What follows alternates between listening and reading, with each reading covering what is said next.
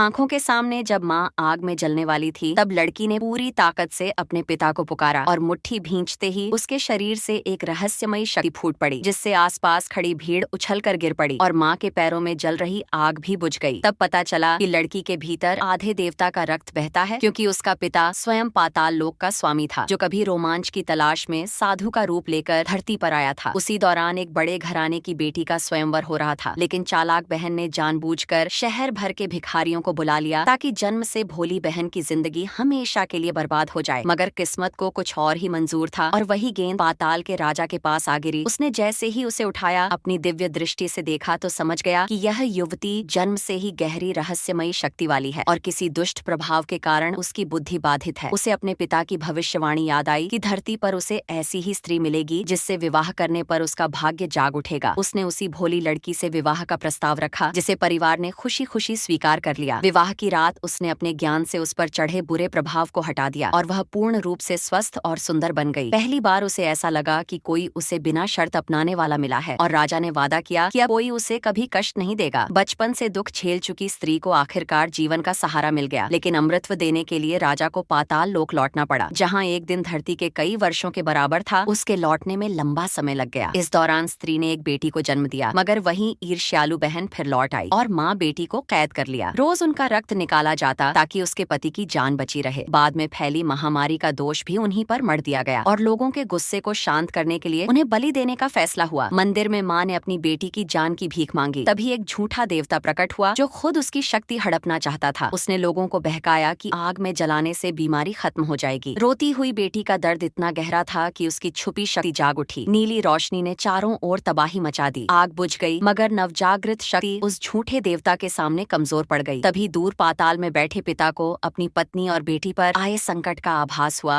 और वह उन्हें बचाने के लिए टूट पड़ा। ऐसी वीडियो देखने के लिए हमारे चैनल को सब्सक्राइब करें।